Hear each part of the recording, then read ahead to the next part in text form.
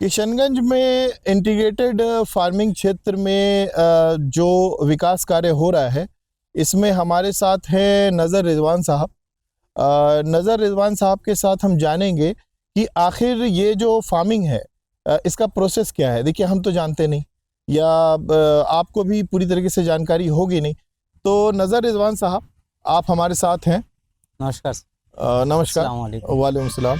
तो हम ये जानना चाहेंगे कि आखिर ये फार्मिंग का प्रोसेस क्या है, लागत क्या है, और इसका जो है आप जब इस प्रोसेस से मतलब मुर्गी या फिर कोई भी और जानवर पैदा करते हैं तो उसको कहाँ बेचते हैं और इससे फ़ायदा क्या होता है। तो सीधा आपकी तरफ जाते हैं और आप ही बताइए कि इसका प्रोसेस क्या है, पूरा बेस से लेकर के बिल्कुल आखिर तक, क्योंकि बिल्कुल समझिए कि हम लोग अनभिज्ञ हैं सब चीज़ों से। एग्जैक्टली। फर्स्ट ऑफ ऑल मैं अपने व्यूवर्स को नमस्कार करना चाहूँगा, सलाम अर्ज़ करना चाहूँगा। और मेरा जो काम है ये बेसिकली इंटीग्रेटेड फार्मिंग मॉड्यूल पे काम है, जिसमें कि अलग अलग चीज़ों का उत्पादन होता है। जैसे कि डेयरी प्रोजेक्ट है, इसमें गोटरीज़ हैं, गोट रियरिंग का काम है, और मुर्गी पालन है, मछली पालन है। मेरे पास ये आपने जो अभी लैंड का सर्वे किया है, जिसमें आपने देखा होगा कि बेसिकली मैं अभी जो काम कर रहा हूँ वो बकरी पे काम कर रहा हूँ, और देसी मुर्गी पे काम कर रहा हूँ, मछली पे काम कर रहा हूँ। इसके अलावा थोड़ी बहुत वो मैंने खेती कर रखी है, जो मतलब मेरे ही फार्म के जानवरों के लिए उसकी लागत होती है, तो मैं उसके पूर्ति के लिए कर रहा हूँ। अब सबसे पहले हम बात करते हैं बकरी पालन के बारे में। बकरी पालन जो है ये आप इस तरह से समझिए कि हमारा जो क्षेत्र है, इस एरिया में हमारी जो लोकल बकरी है, जिसको नॉर्मली हम लोग ब्लैक बंगाल के नाम से जानते हैं, और विश्व में, हिंदुस्तान की बात नहीं कर रहा मैं, आपको विश्व की बात कर रहा हूँ मैं, पूरे विश्व में सबसे ज़्यादा टेस्टी मटन जो अगर है तो वो हमारे देसी ब्लैक बंगाल से ही आता है। और अगर हम बात करें कि मतलब प्रोडक्शन के हिसाब से हमारा क्या बेनिफिट है या फिर नहीं है, तो आप ये जानिए कि एक बकरी से आपको नॉर्मली जो है 15 से 20 हज़ार रुपये तक का इनकम होता है साल का, एक बकरी से। तो अब आप वो देख लीजिए कि आपको किस हिसाब से इनकम करना है। अगर आपको 1.5 लाख रुपए मतलब कि साल का चाहिए तो उसके लिए 10 बकरी काफ़ी है। 3 लाख चाहिए तो उसके लिए आपको मतलब 20 बकरी काफ़ी है। इस हिसाब से होता है। और बकरी को पालने का जो तरीका है वो मतलब 3 तरह से पाला जा सकता है। एक तो ये कि उसको आप कंप्लीट चराई पे रखें, इसके लिए आपको स्टाफ की भी ज़रूरत होती है। और सबसे पहले मैं बता दूं, आप किसी भी पद्धति से पालिए, चाहे आप ग्रेजिंग में पालिए, जिसको कहते हैं हम चरा कर पालना, सेमी ग्रेजिंग यानी थोड़ा सा स्टॉल फीडिंग में और थोड़ा सा चरा कर आप इस तरह से पालना चाहें तो भी, और अगर कम्प्लीटली स्टॉल फीडिंग पे, जिसमें कि आपका एक कैंपस है, उस कैंपस के अंदर आपकी बकरियां हैं, आप उसको मतलब कि हरा चारा और सूखा चारा, हर तरह का चारा जो है, उसका अनाज जो है आप उसको दे रहे हैं। ये 3 तरह से आप पालते हैं। मछली वगैरह में कोई ज़्यादा टेंशन की बात नहीं। हाँ, उसमें मतलब सर्दी और सर्दी का मौसम हर किसी चीज़ के लिए थोड़ा मुश्किल ही भरा होता है, चाहे वो बकरी हो या मुर्गी हो या मछली हो, क्योंकि मछलियों में भी सर्दी के मौसम में घाव हो जाता है। क्वेश्चन यहाँ पे ये उठता है नज़र साहब कि आखिर कितना बकरी पाले और कितना मुर्गी पाले कि आपका प्रॉफिट निकल आए। और मुर्गी मेरे ख्याल से ये जो है ये तो एक बार में तो बड़ी हुई नहीं है, जाहिर सी बात है। ये आपने चूजे लाए होंगे कि जैसे ये है, ये आपने पाला कैसे? जैसे हम जानते हैं कि 10 पाले तो 5 तो मर ही जाती है। एग्जैक्टली, सही बात है। तो यहाँ पे आपका प्रोसेस कैसे संभालना है, इनको कैसे फीडिंग करते हैं, बेस प्रोसेस क्या है? एग्जैक्टली सर, देखिए सबसे पहले मैं आपको बताना चाहूँगा कि किसी भी काम को करने से पहले जी, एक लार्ज स्केल में उतरने से पहले बहुत ही बेसिक तरह से आपको शुरुआत करनी पड़ती है। आपको अगर बकरी पालना है तो 2-3 बकरी पालिए आप। एक बार में अगर आप 50 बकरी पालेंगे तो ये पॉसिबल नहीं है कि आप सर्वाइव कर पाएंगे। इसलिए क्योंकि जिस तरह से हमारे अंदर बीमारियां आती हैं उसी तरह से इनमें भी बीमारियां आती हैं। और हमारे यहाँ जिस तरह से टीका पड़ता है, चाहे वो मतलब खसरा का पड़े, पोलियो का पड़े या किसी भी चीज़ का जो टीका पड़ता है वो बकरियों में भी पड़ता है। वही सारी चीज़ें मुर्गियों में भी हैं। ओह, जी जी अब बकरी में ही अगर हम बात करें, मूलतः 6 बीमारी ऐसी है जी जो बिल्कुल जानलेवा है। जी जैसे कि पीपीआर, जी जिसको बकरी का प्लेग भी कहते हैं, जी FMD foot and mouth disease, normally ये सर्दी के मौसम में और बरसात के मौसम में होता है, जिसमें खुर में और मुंह में जो है जी उसके घाव हो जाता है और वो मतलब कुछ खा नहीं पाती है और खाने के अभाव में जो है जी वो मर जाती है। जी उसके बाद अगर हम बात करें तो टेटनस होता है, जी एचएस है, बीक्यू है, जी ईटी है, इंट्रोटॉक्सिमिया जिसको हम कहते हैं फड़किया रोग। जी फड़किया रोग में क्या है कि अच्छी भली बकरी है, वो खा पी करके आई है और आपके सामने 10 मिनट के अंदर वो फड़फड़ा के मर जाती है, जिसमें हम लोग ये समझ बैठते हैं नॉर्मली जी कि शायद किसी ने जादू कर दिया या किसी ने कोई, अभी तो मेरी अच्छी भली बकरी थी, ये अचानक से इसको क्या हो गया। जी तो ऐसा कुछ होता नहीं है, वो कोई भी पॉइजनस उसने सब्सटेंस को खा लिया तो उसके वजह से वो अचानक से रिएक्ट करता है और वो 10 मिनट के अंदर ही मर जाती है। तो इन सारी बीमारियों का जो मैंने आपको बताया, इन सब का टीका होता है, उसको आपको टाइम टू टाइम टीका देना पड़ता है। नॉर्मली ये समझिए आपके सिवाय पीपीआर के, पीपीआर आप साल साल भी रिपीट कर सकते हैं, वरना एक बार अगर आपने दिया तो वो 3 साल तक के लिए वैलिड होता है। बाकी जो ये 5 बीमारियां हैं ये आपको हर 6 महीने पे एनी हाउ रिपीट करना ही करना है, तभी जाकर आपकी बकरी सरवाइव कर पाएगी, वरना आप अच्छा ग्रो कर रहे हैं लेकिन अचानक से फिर साफ हो जाएंगे। ठीक है, बकरी का तो समझ गया जी। अब मुर्गी में मान लीजिए कि मुर्गी से तो कई तरह से आमदनी होती है जी, जैसे कि आपका अंडा हो गया, आप चूजा उत्पादन है, आप चूजे बेच रहे हैं जी। आप साबुत मुर्गी बेच रहे हैं इनको कसाईयों को। एग्जैक्टली। तो मेरा कहना है कि कौन सी मुर्गी आप अंडे के लिए रखते हैं, कौन सी मुर्गी आप ये सॉर्टिंग कैसे करते हैं कि इनको बेच देना है, इनका अंडा पालना है और जो है इनका जो है चूजा बेचना है, ये आप कैसे सॉर्ट करते हैं? एग्जैक्टली सर, देखिए मैं अभी जो है वो कम्प्लीटली देसी मुर्गी पे काम कर रहा हूँ। उसके पीछे जैसे अगर आपको अंडा प्रोडक्शन के लिए मुर्गी चाहिए तो उसके लिए आपको ब्लैक ऑस्ट्रेलोप मुर्गी का चयन करना पड़ेगा, जिसमें कि ये उसका रिकॉर्ड है कि 365 दिन में उसने 365 अंडा दिया है जी। ऑन एन एवरेज अगर आप देखेंगे तो देसी अंडे की कीमत नॉर्मली बुरे से बुरा भी 10 रुपये पीस जाता ही जाता है जी। तो अगर आपने 365 दिन में 365 अंडा लिया तो आप उस तरह से देख सकते हैं कि आपको 3650 रुपये साल का आ जाएगा। यानी एक मुर्गी जो आपको मुश्किल से 400 से 500 रुपये की पड़ेगी, वो आपको 2500 तक का मुनाफा दे जाएगी। लेकिन सवाल ये है कि वो क्या वो हमारे वातावरण में सर्वाइवल उसका है या नहीं है।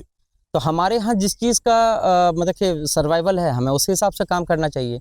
बॉयलर पे जैसे लोग काम करते हैं, पोल्ट्री पे उस पर भी वही है, बहुत ज़्यादा उसमें लक का मतलब मसला है। और फिर दूसरी बात यह है कि बीमारी उसमें आती ही आती है, मतलब हर सीज़न में आप देखेंगे कि कुछ ना कुछ परेशानी, उसमें बहुत ज़्यादा मेंटेनेंस है जी। आपको मतलब टाइम टू टाइम उसको वैक्सीन करना है, सही टाइम पे उसको बेच देना है। जैसे हमारी देसी मुर्गी है, अगर ये आपके पास वक्त से ज़्यादा रह भी गई तो भी ये आपको नुकसान नहीं करेगी, अगर ये है तो आपको अंडा देगी ही देगी। नॉर्मली देसी अंडा जो है, देसी मुर्गी वो 12 से 15 अंडा देती है महीने में। अगर आपको देखा जाए देसी मुर्गी का, मेरे ख्याल से ये मानना है मेरा कि सर्दी के मौसम में आप अंडा प्रोडक्शन लीजिए और गर्मी का मौसम जैसे ही मार्च का मौसम आएगा आप सारी मुर्गियों को एक साथ जो है आप हैचिंग के लिए बिठा दीजिए। तो इस तरह से आपके पास चूजा का मसला हल हो जाएगा, उसके ब्रूडिंग का मसला हल हो जाएगा, बस आपको वैक्सीनेट करना होगा उसको, ठीक है, और आप इस तरह से ग्रो कर सकते हैं इसमें। अच्छा, अब बेसिक सवाल जी, मुर्गी की एक जो लाइफ है, लाइफ स्पैन है, इनका कितना है और कितने दिनों में आप अंडा उत्पादन करके इनको बेच देते हैं मार्केट में? देखिए मुर्गी को, देसी मुर्गी का ऐसे तो वो 4 साल 5 साल तक रहती है, लेकिन बेस्ट है कि आप 2 साल के बाद उसको हटा दें। बिल्कुल 2 साल तक आपने उनका अंडा लिया। देसी मोटा मोटी मुझे समझ में आ रहा है मोटा मोटी की एक मुर्गी जो है महीने में 12 से 15 अंडा ही देती है। ये देसी मुर्गी की बात कर रहा हूँ, क्योंकि आज जो हम लोग कर रहे हैं ये पोल्ट्री या ब्रॉयलर मुर्गी के बारे में नहीं है, ये देसी मुर्गी के बारे में है। माफ़ कीजिएगा, मैं शुरू में ये बताना भूल गया हूँ। ये देसी मुर्गी के लिए है, क्योंकि किशनगंज सीमांचल क्षेत्र जो है वो ट्रॉपिकल वेदर से लबरेज है, तो ये कहना गलत नहीं होगा कि यहाँ मुर्गियों में बीमारी जो है वो बहुत तेजी से फैलती है। तो देसी मुर्गी जो है, जहाँ तक मैं समझ पा रहा हूँ नजर भाई, कि देसी मुर्गी में ये बीमारी कम से कम होती है बनिस्पत के ब्रॉयलर। एग्जैक्टली, बिल्कुल देसी मुर्गी बहुत आसानी से सरवाइव कर जाती है और वो कुछ भी खाकर सरवाइव कर जाती है। उसके लिए आपको बहुत ज्यादा मेंटेनेंस की जरूरत नहीं पड़ती है। जी जी किसी भी चीज़ को मेंटेन करने के लिए आपको एक अच्छी खासी रकम निकालना पड़ता है। जी तो अब आप देख लीजिए कि आपके पास क्या वसाइल हैं, किस जी तरह के आपके पास सहूलियत है, आप उस जी हिसाब से अगर कर सकते हैं तो एक जी से एक वैरायटी है मुर्गियों की भी, आप वो पाल सकते हैं अपने पर्पज़ के हिसाब से। जी जी आपको चयन करना पड़ेगा कि आपको मुर्गी पालना क्यों है, चूज़ा प्रोडक्शन के लिए चाहिए आपको, या अंडा प्रोडक्शन के लिए चाहिए, जी या फिर मांस के लिए आपको चाहिए, जी जी ये मुद्दा है। बात समझ में आ गया। अब जो एक फिर से सवाल पैदा हो रहा है जी कि जैसे आपने अंडा पैदा कर लिया, जी तो क्या लोग खुद ही खरीदने आते हैं, मांस भी खुद ही खरीदने आते हैं? और ये बकरी के लिए भी मैं दोनों क्वेश्चन सेम कर रहा हूँ। बकरी के लिए भी वही बात है कि बकरी का दूध भी निकलता है, जाहिर सी बात है, और बकरी का मांस भी निकलता है। और ज़्यादातर मैं जितना दूर मानता हूँ कि बकरी जो है वो मांस के लिए ही पैदा की जाती है। एग्जैक्टली ब्लैक बंगाल का यही मकसद जी है जी सर कि जी वो मीट प्रोडक्शन और मुर्गी जो है अंडे के लिए ही है बेसिकली। जी तो क्या इसका मार्केट आपके लिए आपको आमंत्रण करता है, या मार्केट आपके पास खुद ही चल के आता है? सर मार्केट चलकर हमारे पास खुद आता है, इस जी वजह से क्योंकि मार्केट में अभाव बहुत है, जी चाहे वो अंडे का हो। देसी अंडा आप अगर अभी नॉर्मली ढूंढें तो वो आपको इतनी आसानी से मिलेगा नहीं। जी और अगर मटन की बात भी करें तो हमारे पूरे ज़िला में या फिर किसी भी तरह से अगर किसी को चाहिए होता है जी तो ऐसा नहीं है कि सबको पूर्ति हो जा रही है। ओह आप जिस कदर प्रोड्यूस कीजिएगा उस कदर वो आपका बढ़ेगा। हाँ, मार्केट का मसला आता तब जब उस चीज़ का डिमांड नहीं होता। जी तो मैं जो अगर यहाँ पर जैसे मैं किशनगंज ज़िला की बात करूँ, यहाँ पे अगर आपने ब्लैक बंगाल के अलावा किसी और मटन को मतलब स्लॉटरी हाउस में भेजा है जी और वहाँ से उसका जो मीट प्रोड्यूस हो रहा है, तो जी वो लोग उसको अगर एक बार खा लेंगे तो दोबारा नहीं छूते हैं, क्योंकि उसमें एक तरह की हीक आती है, जी एक बिसाइन होता है जिसकी जी वजह से लोग उसको पसंद नहीं करते हैं। जी बेस्ट क्वालिटी का मटन हमारे पास अपना देसी मटन है, जी ब्लैक बंगाल का, जी उसमें कोई मुश्किल नहीं आती। मैं यहाँ पर बैठा रहता हूँ और मुझे नॉर्मली लोग यहाँ पर आते हैं और वो मुझसे अपनी चीज़ों को बेच लेते हैं और मुझसे ख़रीद भी लेते हैं, जी ऐसा है।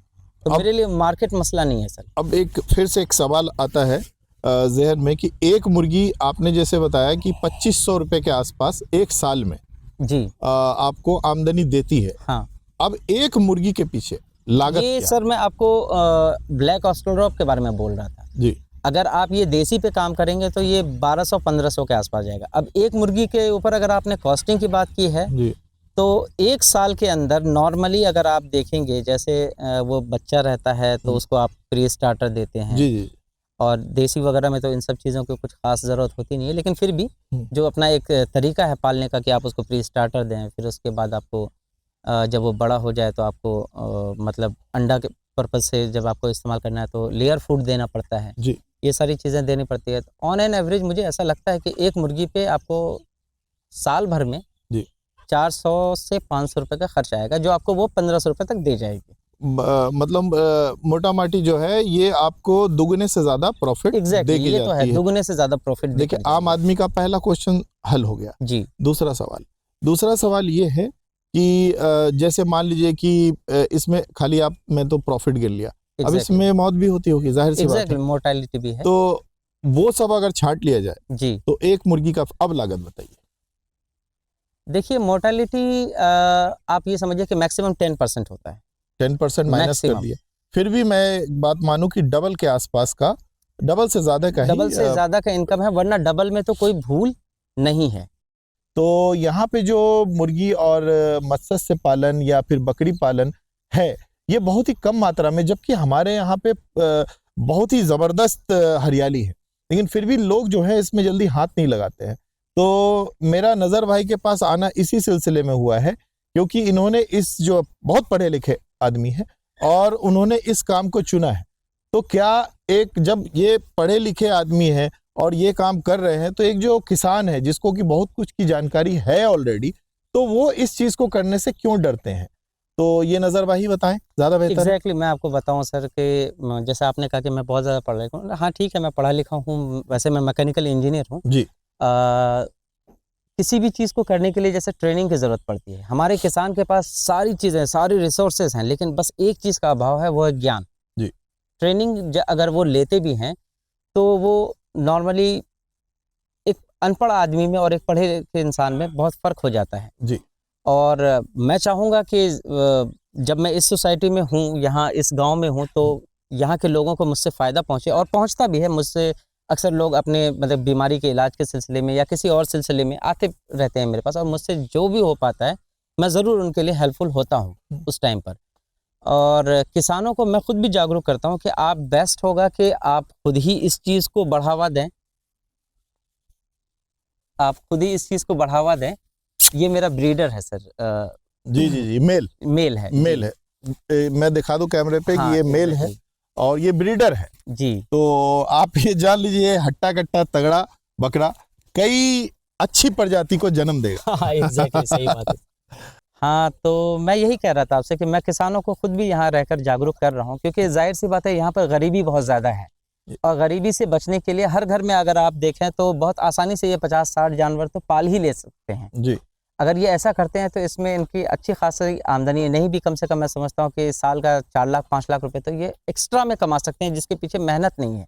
मुझे तो मेहनत करनी पड़ती है जी। उनको मेहनत करने की ज़रूरत नहीं है। उनके पास लोग हैं, उनके पास फ्री टाइम है, और नॉर्मली यहाँ पे जो लोग बकरी पालते हैं वो चराने की पद्धति से पालते हैं कि हाँ उन्होंने छोड़ दिया है और उस हिसाब से वो जो है चढ़ रहा है और मतलब कि पल रहा है, इस हिसाब से चलता है। अब एक सवाल और है जी। चारे का खर्चा। जी, चारे का। जी, मुर्गी बकरी दोनों का आप बताएं। देखिए, चारे का खर्चा आप ये समझिए कि एक मुर्गी 50 ग्राम पर डे कंज्यूम करती है। क्या चीज़?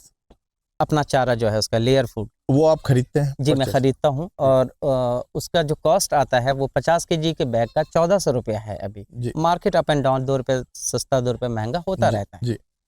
तो अगर आप देखेंगे तो आपको एक महीने के अंदर एक मुर्गी 50 ग्राम सवेरे, 50 ग्राम शाम को, यानी 100 ग्राम वो इनटेक है उसका, तो उस हिसाब से 3 केजी वो पर डे कंज्यूम करेगी।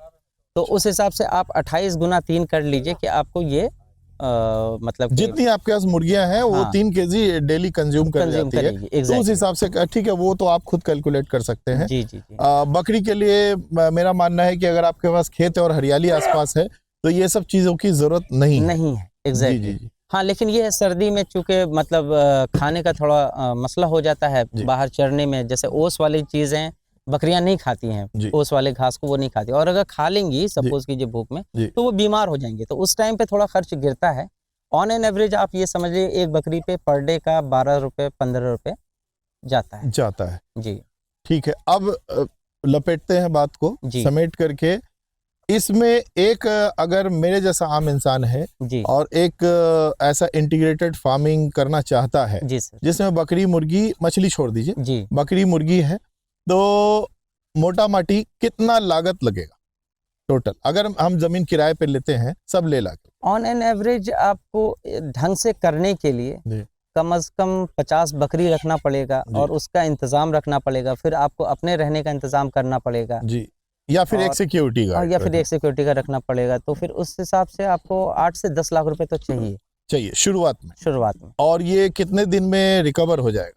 2 साल में रिकवर हो जाएगा। 2 साल में रिकवर होकर फिर फायदा देना चालू कर देगा। जी, 2 साल ये में मान ले रिकवर होकर वो आपको फायदा भी दे देगा। ये मान ले कि 2 साल तक आप ये काम लगा करके भूल जाइए। 2 साल में जब रिकवरी हो जाएगा आपकी जी, तो आप बिल्कुल इसको स्ट्रीमलाइन पे बिल्कुल आ जाएंगे और जो है फिर प्रॉफिट देना ये चालू हो जाएगा। एग्जैक्टली, समझ, क्योंकि इन्वेस्टमेंट आपका बकरी खरीदने में वो एक ही बार है, उसके बाद तो फिर आपके पास जैसे फीमेल अगर आ गई जी, तो अगर वो अच्छे नस्ल की आपको समझ में आ रही है तो आप उसको अपने बकरी के तादाद में बढ़ाइए जी। जैसे एक ब्रीडर वो अपना ब्रीडर अभी गया हमारे सामने से, तो ये तो हट्टा कट्टा था तो इसकी जो नस्ल है जाहिर सी बात है वो भी काफी बड़े बड़े साइज के, और मेरे ख्याल से एक बकरा 1 साल में रेडी भी हो जाता है। जी एग्जैक्टली, 1 साल में वो रेडी हो जाता है। 1 साल में जो देसी नस्ल का है वो 25 केजी तक गेन करता है, 25 केजी, और उसको मार्केट रेट आपको बहुत बुरा भी अगर मिलेगा तो 12-15 हज़ार रुपये मिल जाएगा जी, 12 से 15 हज़ार। ठीक है, तो आपका क्या मैसेज रहेगा यहाँ के किसानों को, यहाँ के पढ़े लिखे लोगों को खासकर? किसान तो चलिए 10 लाख रुपए नहीं लगा पाएंगे एक बार में, लेकिन एक जो पढ़ा लिखा समाज है जो कि बिल्कुल किसान खेती नहीं करना चाहता है खेती को अपनी बेइज्जती समझता है, तो नजर भाई ये बताइए कि अगर वो फार्मिंग कर रहा है या खेती कर रहा है तो आप उसके लिए क्या मैसेज देंगे?